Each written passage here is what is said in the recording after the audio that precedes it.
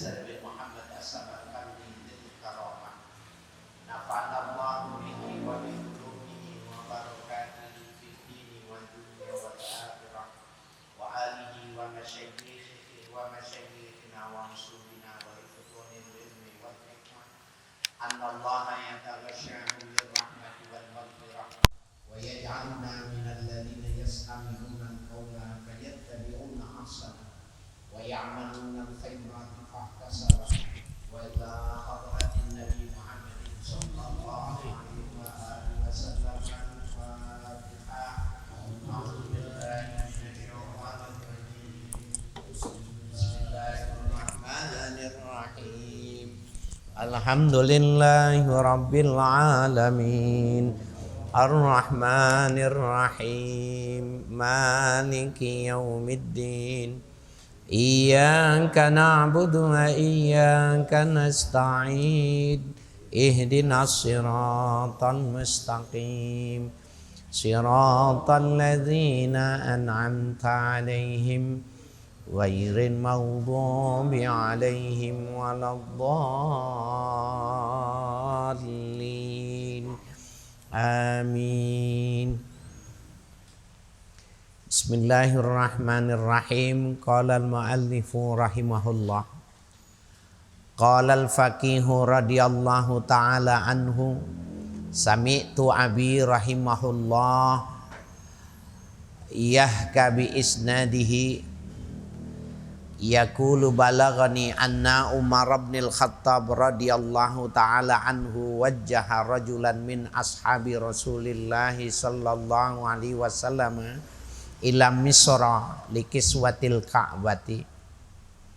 Fanazala ar-rajulu ba'da ardi Syam ila janibi saumati habrin minal ahbar walam yakun habarun a'lamu minhu. Fa ahabba Rasulullah sallallahu alaihi wasallam Umar ayyalqahu fayasma'u minhu ilmahu fa'atahu yastaftihu babadarihi falam yaftah lahu tawilan thumma dakhala alal habari fasa'alahu liyasma'a minhu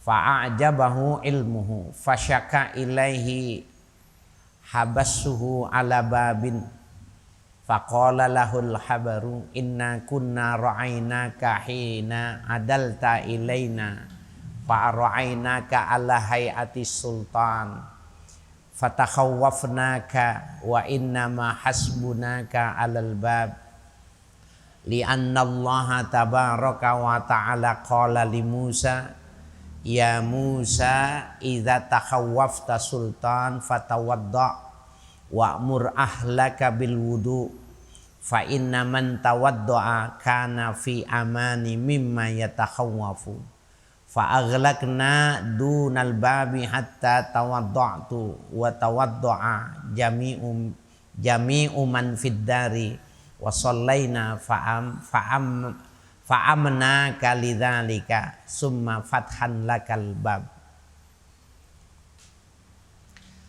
Qala al-faqihu radhiyallahu ta'ala anhu. Menceritakan al-faqih radhiyallahu anhu, ya, pengarang kitab ini, Abu Lais Nasir bin Muhammad As-Samarqandi. Sami'tu abi rahimahullah yahka bi isnadihi. Aku pernah mendengar ayahku bercerita, ya, rahimahullah. Dengan sanadnya ia mengatakan balaghani anna Umar bin al-Khattab radhiyallahu ta'ala anhu wajjaha rajulan min ashabi Rasulillah sallallahu alaihi wasallam ila Misra. Telah sampai kabar kepadaku bahwa sesungguhnya sahabat Umar ibnul Khattab radhiyallahu ta'ala anhu wajjaha rajulan, pernah menugaskan seorang laki-laki min ashabi Rasulillah, di antara sahabat-sahabat Nabi Rasulullah sallallahu alaihi wasallam, ila Misra, untuk ke negeri Mesir, likiswatil ka'bati, ya, untuk membeli kiswah Ka'bah, penutup Ka'bah, itu namanya kiswah. Ini di zaman Khalifah, ya, Umar pernah, ya, ada orang yang ditugaskan untuk memberi bahan membuat kiswah, ya. Ini kalau tidak salah dari dulu sampai sekarang itu yang membuat itu ada yang bilang orang Persia, ada yang bilang orang Turkmenistan, ya, dekat dengan Persia itu. Dan itu sulaman tangan, bukan mesin, ya.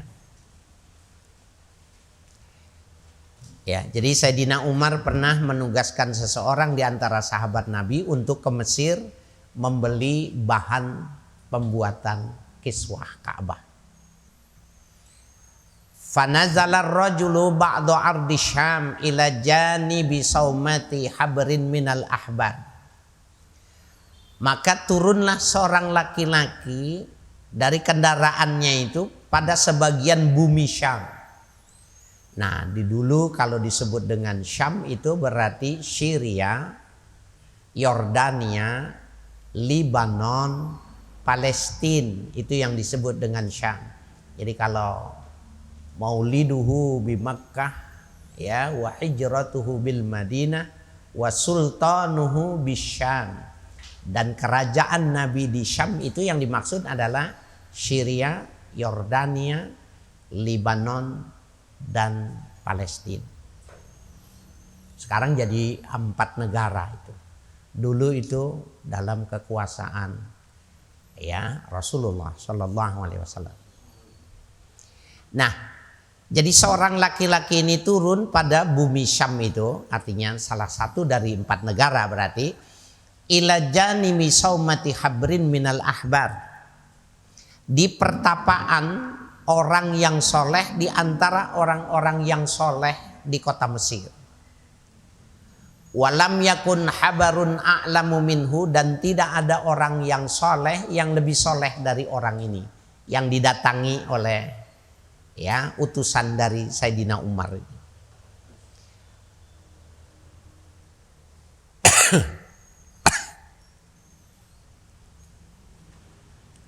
Jadi ini kisahnya, tentunya kan Sayyidina Umar nunggu, ya. Pada akhirnya berita itu sampai kepada Sayyidina Umar. Kemudian tentunya Sayyidina Umar menyampaikan kepada Rasul ada orang soleh di kota, ya, di kota dari Syam itu tadi, ya.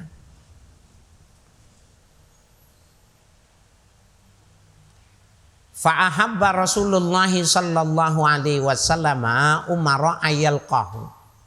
Maka Nabi sangat menganjurkan kepada Sayyidina Umar untuk berjumpa dengan orang soleh ini. Fayasmahu minhu ilmahu, agar Sayyidina Umar bisa mendengar dari orang soleh ini tentang ilmunya. Fa'atahu, maka Sayyidina Umar berangkat ke Syam untuk berjumpa, ya, kepada orang itu. Yastaftihu babadarihi, dan ia memohon dibukakan pintu rumahnya. Maksudnya ketok pintu, tok tok tok, assalamualaikum, gitu, ya. Itu yang dimaksud yastaftihu babadari. Falam yaftah lahu tawilan, dan tidak dibuka pintu itu untuk Sayyidina Umar, ya, yang diperintah oleh Rasul itu cukup lama, nggak dibuka pintunya. Tsumma dakhala alal habari, kemudian, ya, selang beberapa waktu itu masuklah Sayyidina Umar kepada orang soleh ini tadi. Fasa'alahu liyasma'a minhu, maka Sayyidina Umar bertanya kepada orang soleh ini tentang beberapa masalah agar ia bisa mendengarkan, ya, dari pendapat orang soleh. Fa'ajabahu ilmuhu, dan ternyata mengagumkan bagi Sayyidina Umar ilmu dari pemahaman keilmuan yang dilakukan oleh orang soleh ini. Kenapa dia tidak buka pintunya? Kalau kita namu gitu kenal atau kita ke rumah orang yang soleh, kemudian kita ngetuk pintu nggak dibuka, lama nggak dibuka-buka, bisa jadi pulang kita, jelek persangkaan kita, ya jelek. Mungkin bisa jadi lagi tidur, mungkin lagi ini macam-macam lah, atau kita nggak mau diterima gitu. Sayyidina Umar nggak ditungguin gitu. Nah ketika dia bertemu, ternyata benar kenapa Nabi suruh, kata Nabi ketemuin dia itu, dengarkan pendapat dia. Ya, jadi fa'ajabahu ilmuhu, ternyata mengagumkan kepada Sayyidina Umar tentang pemahaman ilmu keagamaannya ini.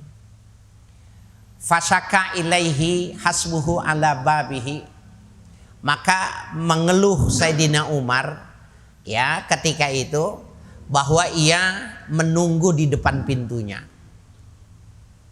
Dia bilang kira-kira nih ya, kok lama banget gitu ya. Apa gerangan yang menyebabkan Tuan Syekh bisa tidak membuka pintu. Jadi itu mau dijadiin ilmu gitu loh. Kalau kita kan marah, kalau Sayyidina Umar ini enggak. Kenapa tidak dibuka pintu itu? Adakah sesuatu yang menarik? Kenapa saya enggak boleh masuk? Ya, jadi masalah itu diangkat supaya mendapatkan bobot keilmuan. Gitu. Faqala lahul habaru, maka menjawab ya orang soleh itu kepada Sayyidina Umar. Inna kunna ra'ainaka hina adalta ilaina fara'ainaka ala hayati sultan fatakhawwafnaka. Sesungguhnya dahulu kami memandang engkau ya Umar, ketika engkau berlaku adil kepada kami melihat engkau itu dalam wujud, dalam gerakan, dalam sikap sebagai seorang sultan, seorang raja. Fatakhawwafnaka, maka pada waktu itu kami takut kepada engkau. Artinya takut karena dia sebagai seorang sultan, seorang raja. Dulu aku menganggapnya seperti itu. Wa innama hasbunaka 'alal bab, dan sesungguhnya kami menahan engkau di depan pintu. Itu sebabnya. Jadi kalau aku tidak buka pintu dari lantaran kau dulu setauku, dulu kau raja, dulu ketika sikapmu seperti raja, aku takut sama kamu sehingga aku tahan kau di depan pintu.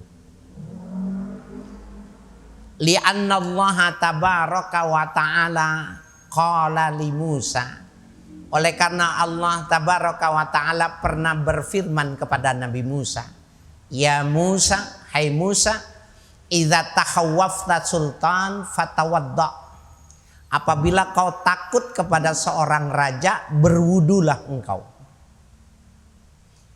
Ya, wa'mur ahlaka bil wudu, perintahkan semua keluargamu itu untuk berwudu. Fa inna man tawadda'a kana fi amani, sesungguhnya orang yang berwudu, ya kata Allah pada firman-Nya kepada Nabi Musa, kana fi amani, orang itu dalam keamananku. Aku jamin dia aman. Ya, mimma yatakhawwafu, dari hal-hal yang ditakutkan.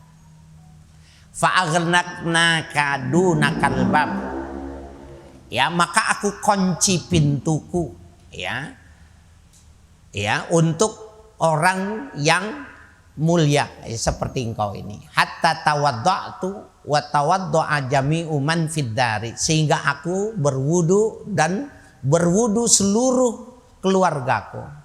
Wa shallaina, kemudian kami salat sunnah. Fa amna kalidzalika, maka engkau menjadi aman dengan sebab yang demikian itu. Tsumma fatahna lakal bab, baru kemudian aku bukakan pintu kepadamu. Hebat nggak ya? Jadi dia bukannya benci, dia bukan marah kepada Sayyidina Umar, tetapi memang dia orang soleh. Dan ini yang dijadikan dalilnya itu adalah Taurat.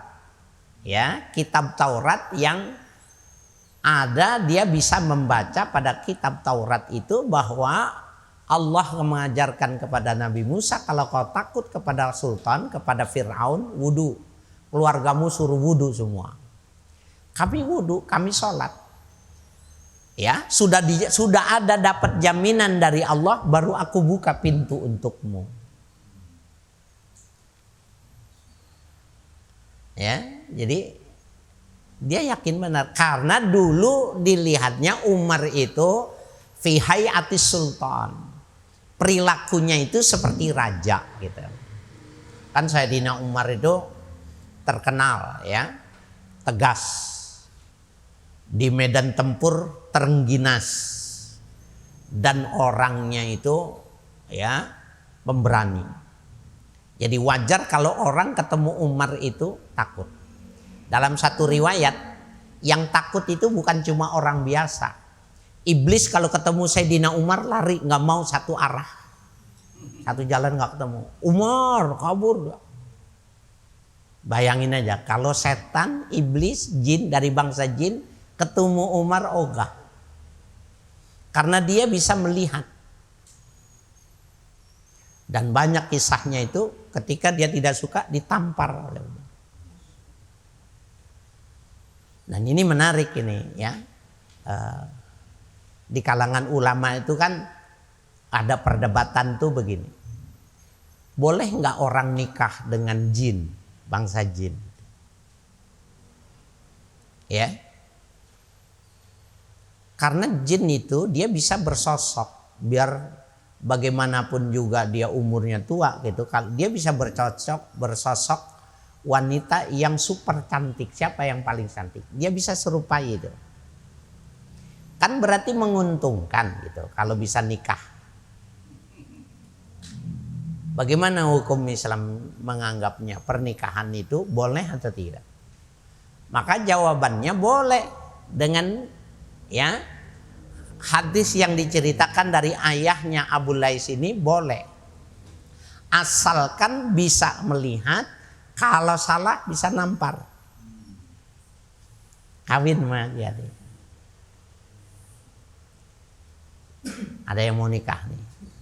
Ustaz Nasir mau nikah, nambah lagi mamanya. Supaya biayanya ringan, tidak terjadi keributan, maka yang satu nggak bisa dilihat. Ya kan? Boleh nggak? Boleh. Syaratnya dia bisa lihat, dipanggil nurut, kalau salah bisa dipukul. Kalau enggak boleh.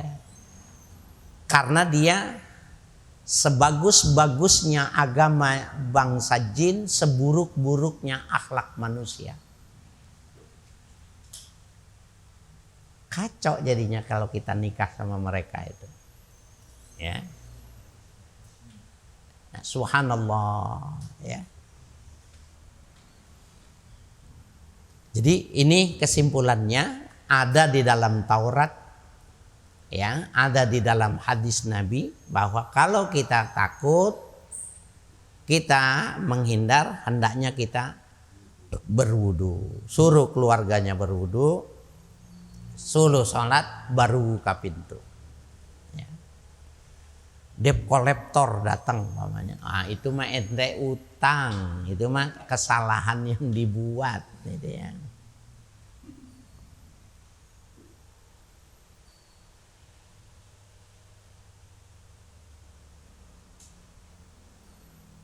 Faqala al-faqihu radhiyallahu ta'ala anhu, berkata al-faqih radhiyallahu ta'ala anhu, yambaghi lilladzi yatawaddau ayyakuna wudu'uhu ma'at ta'zim. Siogianya bagi orang yang berwudu bahwa ia berwudunya itu ma'at ta'zim, dalam keadaan membesarkan, mengagungkan Allah.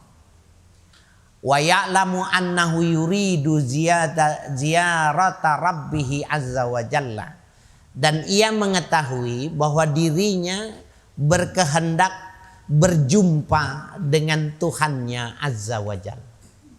Jadi kalau wudu itu bukan cuma ritual dipahami, ritual syarat untuk sahnya sholat, sahnya tawaf, sahnya pegang mushaf.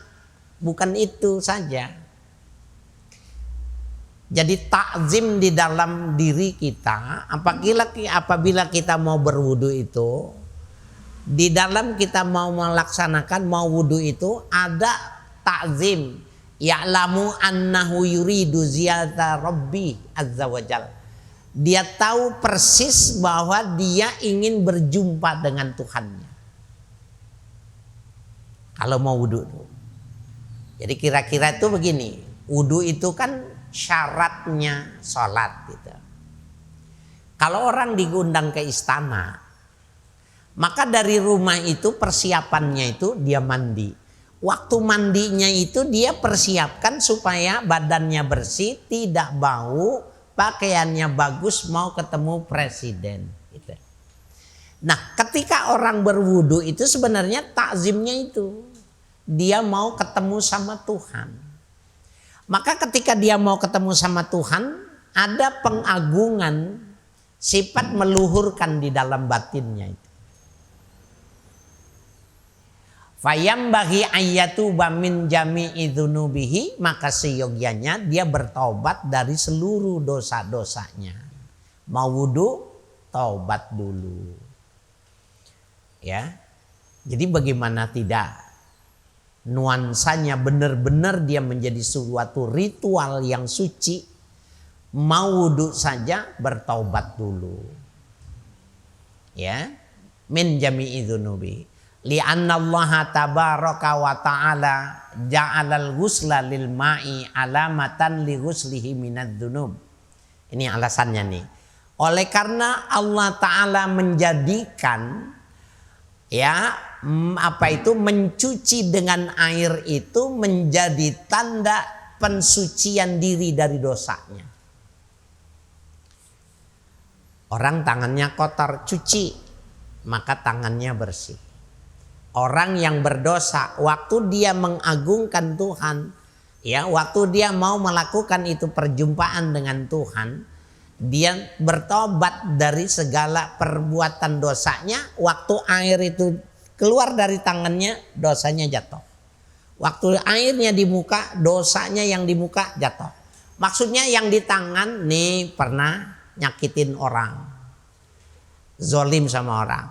Nih waktu muka itu mana dosa yang dengan mata, mana dosa yang dengan hidung, mana dosa dengan mulut, mana dosa dengan telinga, rontok semua.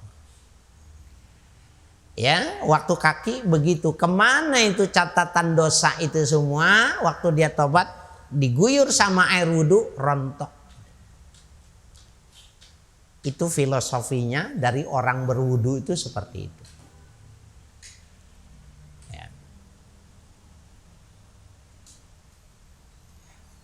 Fayam bagi ayabda'a bizikri ismillahi ta'ala. Maka siogianya ia memulai dengan menyebut nama Allah. Bismillahirrahmanirrahim. Mau wudu tuh begitu. Wa idza tamadmadha wastansyaqa. Apabila ia berkumur-kumur dan istinsyak, memasukkan air ke hidung, yaghsilu fahu minal ghibati, maka dia sama dengan mencuci mulutnya dari ghibah ngomongin kejelekan orang dengan mulut itu. Kan kumur-kumur tuh. Kita mah kumur-kumur terlepas tuh dari substansi. Ketika kita berkumur-kumur itu kita lupa tuh bahwa sebenarnya mulut kita bersih habis sikat gigi, habis mandi tadi. Tetapi yang dimaksud kotor itu ghibah. Ini masih kotor, masih penuh darah. Di sela-sela gigi kita ini banyak darahnya ketika kita makan daging orang lain.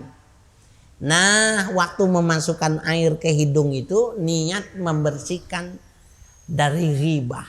Ngomongin orang, keburukan orang. Ya. Wal kizbi, begitu juga perkataan-perkataan bohong, ya. Kama ghasalahu bil ma'i, sebagaimana dia membersihkannya dengan air. Jadi wudu itu filosofinya. Tangan, berapa yang dilakukan kejelekan dengan tangan. Muka, berapa 4 anggota dalam tubuh kita ini yang melakukan kesalahan. Dan Bapak saya sekalian, dosa yang paling besar sumbernya itu mata.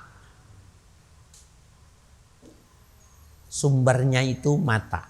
Jadi orang kalau melakukan ini, melakukan itu, melakukan demikian itu, kalau ditelusuri sumbernya karena melihat. Dan melihat itu bukan cuma wanita, semua. Kenapa ini korupsi? Karena dia lihat punya orang kenapa lebih besar, kenapa gedungnya lebih megah, kenapa mobilnya lebih mahal. Semua karena melihat. Sehingga ada ulama, di kalangan ulama itu yang ekstrim. Diambil anak panah, di ujung anak panahnya itu dibakar, sudah yakin dia steril, ditusukkan ke matanya, dia bilang, aku kembalikan karuniamu ya Allah, karena dengan 2 mata ini aku melakukan kesalahan dan durhaka kepadamu. Aku tidak sanggup bertanggung jawab dengan 2 mataku ini. Tusuk. Orang-orang fuqaha, kalangan fuqaha mengatakan salah dia. Karena itu menyakiti. Karena itu dianggapnya sesuatu yang penolakan terhadap ketetapan Tuhan. Tapi para mutasawwifin mengatakan tidak. Karena dia tidak sanggup kalau bertanggung jawab dengan matanya. Jadi menurut dia sumber kejahatan itu di mata. Ya, ayahnya Kiai Soleh, Kiai Lutfi Zawawi itu, Kiai Muhammad Soleh Zawawi, maaf, ya saya guru saya itu, beliau tidak mendengar, di akhir hayat ini nggak mendengar. Jadi masa-masa sehat masih ngaji pun sudah menggunakan alat bantu. Tapi sampai di rumah dilepas. Jadi dengan istrinya itu kalau ngomong dia lihat mulutnya. Sama anaknya dilihatin aja mulutnya. Kalau ada tamu, kalau itu baru dia lihat mulutnya, waalaikumsalam. Padahal dia nggak dengar. Baru dipakai. Ngobrol sama tamu selesai, lepas lagi. Dibeliin yang mahal dan sebagainya, dia nggak mau. Kenapa? Dia bilang ini karunia Allah tidak mendengar. Sehingga tidak lagi mendengar orang yang mengumpat, orang yang memaki, orang yang berantem, orang yang ini saya tidak bisa dengar lagi. Jadi dia nggak mau diobatin. Ente kalau malam ini budek besok ke dokter nggak? Nah ini kan termasuk pensikapan kita. Ya, bagaimana memahaminya. Tapi orang yang sudah sampai kepada pemahamannya wudu saja filosofinya sejauh itu, maka dia tidak akan merasa hilang, justru merasa dilindungi oleh Tuhan ketika tidak mendengar, dilindungi oleh Tuhan ketika tidak melihat. Ya, nah ini menarik ya. Jadi ini jadi sentilan, ini menjadi ingatan buat kita ya. Agar supaya kita benar ya dalam memanfaatkan organ tubuh yang diberikan oleh Allah. Wa idza ghassala wajhahu yaghsiluhu minan nazari ilal haram. Apabila dia membasuh mukanya, maka ia seakan mencuci dari pandangan matanya terhadap yang diharamkan. Ya. Ini banyak. Ya, wa kadzalika fi sairil a'dha'i, demikian pula pada seluruh anggota wudu ya. Waktu itu kita pernah ketemu membahas di sini ya. Orang biasanya kalau mata itu mudah memahaminya. Dosanya apa mata? Melihat yang cantik, melihat yang haram itu. Kalau telinga mendengar yang haram, mulut makan minum yang haram. Hidung, nah Banyak orang yang nggak paham. Sewaktu itu kita pernah bahas di sini. Ada ulama ketika papasan sama wanita yang cantik menggunakan parfum, dia tutup hidungnya. Dia tutup hidung. Waktu ditanya, apa tadi ada yang bau guru? Ya, Syekh, nekep hidung. Ya, kita malah mencium wangi, nggak ada yang bau gitu. Dia bilang wanita itu menggunakan parfum itu buat suaminya. Kita tidak berhak untuk menikmati aroma dari parfum yang dipakai wanita itu. Kepikiran nggak sampai otak kita? Lah, justru kan sebenarnya ibu-ibu dandan rapi pakai parfum sebenarnya buat kondangan apa buat suaminya? Ini juga masalah. Justru di rumah nggak pakai parfum ya. Di rumah nggak pakai parfum. Kalau mau keluar pakai parfum. Kalau begitu boleh dong dinikmati parfumnya itu. Itu jadi pembahasan yang menarik ya. Karena memang ilatnya sudah hilang. Padahal dalam kaidah hukum itu al-hukmu yaduru ma'a illatihi wujudan wa adaman. Hukum itu berlaku, hukum itu berfungsi manakala ada dan tidak ada ilatnya. Ada ilatnya ya haram. Kalau ilatnya nggak ada ya halal. Ya, ini salah hidung nih mau parfum gitu. Nah, jawabannya tidak boleh menggunakan kaidah itu. Karena si wanita itu sedang melakukan kesalahan. Jadi orang yang salah itu dia mestinya pakai minyak wangi itu memang buat suaminya, bukan buat kondangan, bukan buat arisan gitu loh. Nah, sehingga kita juga nggak boleh menikmatinya karena dia sedang melakukan kesalahan gitu. Bukan maknanya boleh dengan kaidah usul fikih itu gitu loh. Ya, karena kalau di rumah memang pakai daster bolong ya. Enggak bau asap ya. Nah, itu kan masalah kan ya. Ini bukan orang sini ya, bukan. Fa idza faragha min wudu'ihi, apabila ia selesai dari melakukan wudunya, yad'ullaha ta'ala wa yusabbihu ya, usabbihuhu ya. Apabila telah selesai dari wudunya, maka dia berdoa kepada Allah dan ia mensucikan Allah. Maknanya bertasbih ya kepada Allah. Ya, dan doanya itu yang diajarkan oleh Nabi kita Muhammad sallallahu alaihi wasallam. Asyhadu an la ilaha illallah wahdahu la syarikalah ya. Asyhadu anna sayyidina Muhammadan abduhu wa rasuluh. Allahumma ja'alni minat tawwabin wa ja'alni minal mutatahhirin ya. Boleh doa-doa yang lain juga boleh ya. Karena memang Nabi kalau mengajarkan doa itu tidak satu model ya, banyak modelnya. Jadi kita boleh menggunakan. Wa qad ruwiya fil khabari innal abdal mu'mina idza faragha min wudu'ihi. Diriwayatkan dalam hadis, sesungguhnya seorang hamba yang beriman apabila ia telah selesai dari wudunya, tsumma qala, kemudian dia berdoa, subhanakallahumma wa bihamdik asyhadu an la ilaha illa ant astaghfiruka wa atubu ilaik, yakhtimu bi khatimin tsumma yudau tahtal arash ya, walam yuksar hatta yudfa'u ila yaumil qiyamah. Ya, dia setelah wudu, subhanakallahumma wa bihamdik, maha suci engkau wahai Tuhanku, segala puji milik engkau. Asyhadu an la ilaha illa ant, aku bersaksi sesungguhnya tiada Tuhan kecuali engkau. Astaghfiruka wa atubu ilaik, dan aku memohon ampun ya kepada engkau dan aku bertaubat kepadamu. Yuhtamu bi khatimin, orang itu diberi ya, ini khotam kabis itu maknanya bisa jadi cincin, tetapi orang ini diberi tanda ya, diberi khatam, diberi cap.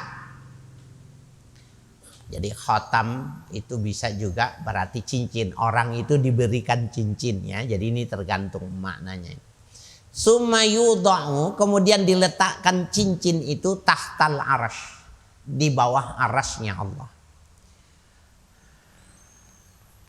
Falam yuksar hatta yadfa'u ilaihi yaumal qiyamah, dan ia tidak digeser ya sampai diserahkan cincin itu kepada orang itu pada hari kiamat nanti.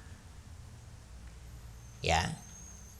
Khatam. Ya, ada cincin yang dibuatkan setiap kali orang bertasbih dan bertahmid setiap kali habis wudhu. Nah, itu kalau di kitab saya ada footnote-nya itu sahih akhrajahun Nasa'i fi amalil yaum wal yaum.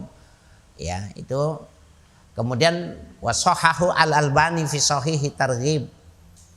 Ya, kemudian wasahahu fi sahihil jami'. Jadi hadis ini sahih. Ya, hadis ini dapat dipertanggungjawabkan. Jadi ini kan nggak sama dengan yang biasa kita baca tadi ya. Nah, ini boleh juga. Ini hadisnya sahih. Subhanakallahumma wa bihamdik asyhadu an la ilaha illa ant astaghfiruka wa atubu ilaik. Ya, bacanya segitu. Tidak ada Allahumma ja'alni minat tawwabin wa ja'alni minal mutatahhirin. Tidak seperti itu. Boleh tuh menggunakan yang pertama atau menggunakan yang kedua yang semacam ini. Nah, setiap kali kita selesai membaca itu dibuatkan cincin, dan cincin itu ditaruh di arasnya Allah, nanti akan diserahkan kepada orang yang membacanya setiap kali berwudu. Ya. Nah, kalau yang nggak punya bacan, besok punya bacan di akhirat itu ya. Udah nggak laku bacannya. Warawa Uqbah bin Amir an Umar bin Al-Khattab radhiyallahu taala anhu anna Nabiyya sallallahu alaihi wasallam qala. Meriwayatkan Uqbah bin Amir dari sahabat Umar ibn Al-Khattab radhiyallahu taala anhu, sesungguhnya Nabi sallallahu alaihi wasallam pernah bersabda. Ya. Idza faragha ahadukum min wudu'ihi, apabila selesai kalian dalam melakukan wudu, faqala, maka hendaknya diucapkan asyhadu an la ilaha illallah wahdahu la syarikalah wa anna muhammadan abduhu wa rasuluh. Nah, ini yang sering kita baca. Aku bersaksi tiada Tuhan kecuali Allah semata, tidak ada sekutu bagi Allah. Sesungguhnya Muhammad itu hamba Allah dan utusannya. Kalau dia baca itu, futihat lahu samaniyatu abwabil jannah, dibukakan buat orang itu 8 pintu sorga. Yadkhulu min ayyiha sya'a, ia boleh masuk dari pintu yang mana saja dari 8 pintu yang ada itu. Nah, itu sama, footnote-nya itu sahih. Dua hadis ini dua-duanya sahih, boleh dibaca yang mana saja. Ya, kalau kita yang kedua ini yang biasa kita sering membacanya itu. Nah, adapun yang tadi Allah maj'alni minat tawwabin itu memang itu ada tambahan tersendiri pada riwayat ya yang disebutkan di dalam kitab Al-Adhkar An-Nawawi ya. Qala haddatsani Abi rahimahullahu taala haddatsani Ibrahim bin Nasr haddatsana Muhammad bin Mus'adah Al-Marwazi an Abdullah bin Abdul Majid an Imran Al-Qattan an Qatadah an Khalid Al-Qusri an Abi Darda radhiyallahu taala anhu qala, menceritakan kepadaku ayahku ya rahimahullah, menceritakan kepadaku, kepada kami Ibrahim bin Nasr menceritakan kepada kami ya Hamdun bin Mus'adah ya Hamdun bin Mus'adah Al-Marwazi dari Abdullah bin Abdul Majid, dari Imran Al-Qattan, dari Qatadah, dari Khalid Al-Qusri, dari Abu Darda radhiyallahu taala anhu, berkata Abu Darda, qala Rasulullah sallallahu alaihi wasallam, bersabda Rasul sallallahu alaihi wasallam, khamsun man jaa bihinna yaumal qiyamati ma'al iman dakhalal jannah. Ada 5 hal. Barang siapa yang mendatangi 5 hal itu, ya, jaa bihinna yaumal qiyamati ma'al iman, dan datang nanti dia pada hari kiamat bersama iman, dakhalal jannah, ia masuk surga. Mana itu? Man hafaza ala salawatil khamsi fi mawaqitihinna. Orang yang memelihara sholat 5 waktu pada waktu-waktunya. Ya, kerjain sholat 5 waktu tapi di waktunya. Jangan kodok, jangan ada yang terlewat gitu. Kerjakan sholat 5 waktu pada waktunya. Yang afdal di awal waktu. Wa wudu'uhunna, dan wudu dari kelima sholat itu.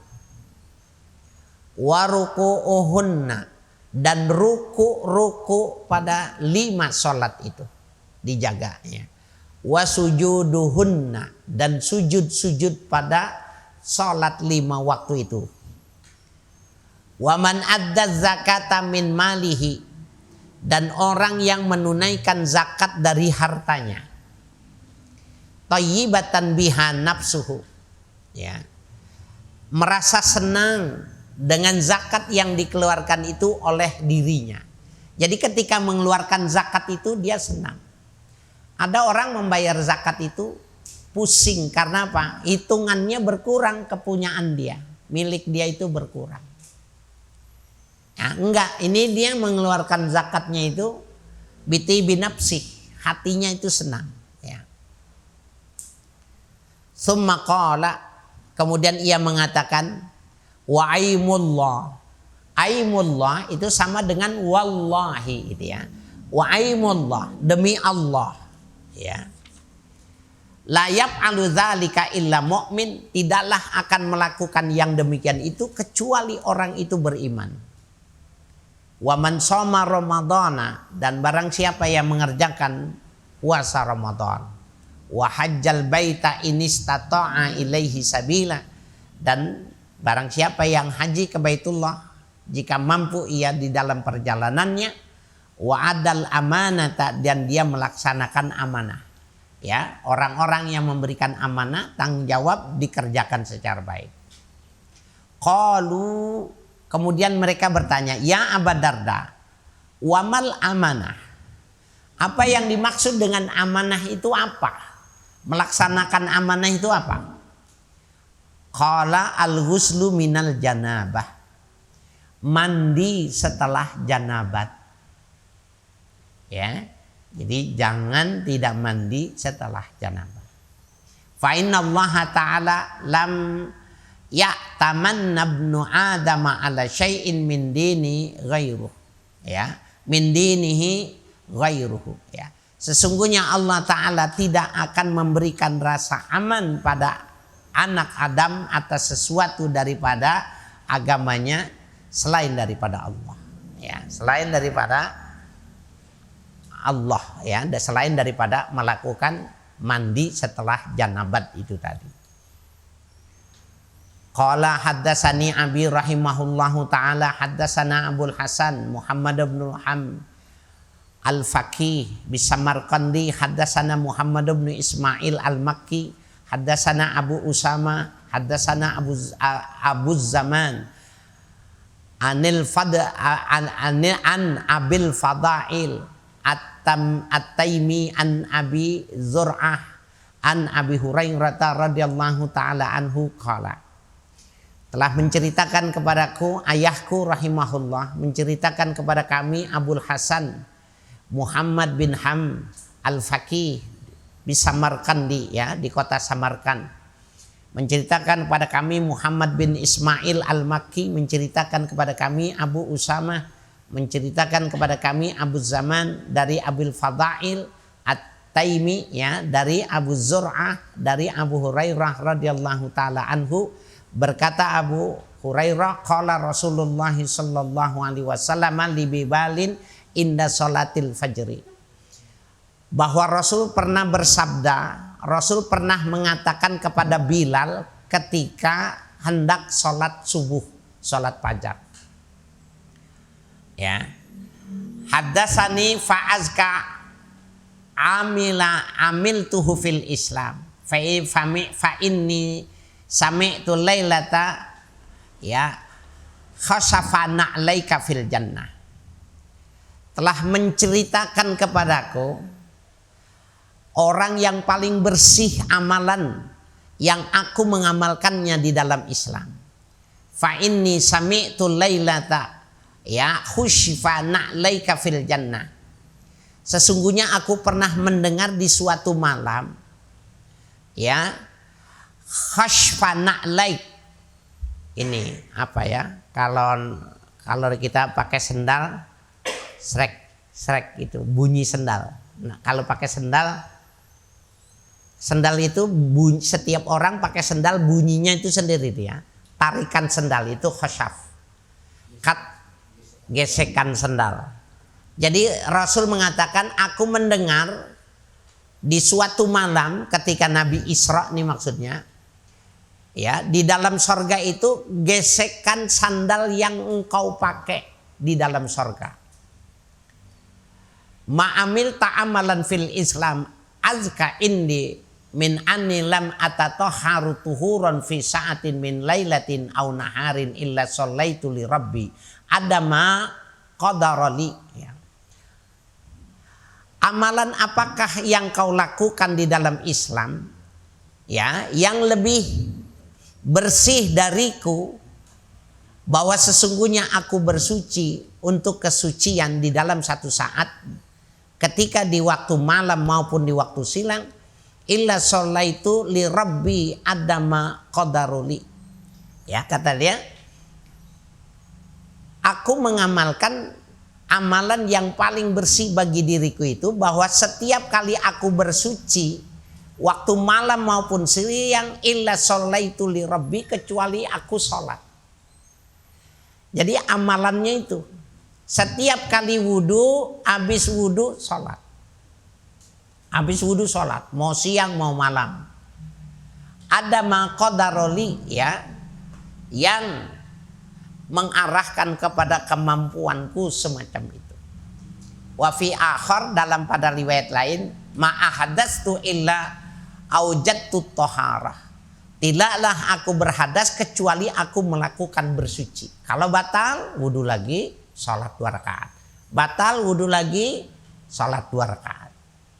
Wa ma tatahhartu illa shallaitu rakaatain, dan tidaklah aku bersuci kecuali aku melakukan salat 2 rakaat. Wallahu a'lam, ya, Allah lah yang lebih tahu. Nah, jadi berwudu itu dari kajian kita malam ini ya luar biasa. Allah memberikan perlindungan ya. Yang kedua ya, dengan berwudu segala dosa kita jadi rontok sesuai dengan perbuatan yang kita lakukan. Yang ketiga, ternyata sholat 2 rakaat walaupun sunnah hukumnya itu, setiap kali dia melakukan sholat ya itu sudah terdengar ya orang yang melakukannya itu di dalam surga. Dan jangan lupa tadi itu, orang yang berwudu di dalam Taurat dikatakan itu dia sudah diberikan keamanan oleh Allah Subhanahu wa taala. Mau aman, berkendaraan tidak tabrakan dan lain sebagainya, jangan tinggal wudu. Ya. Babus shalawatil khamsi wallahu a'lam.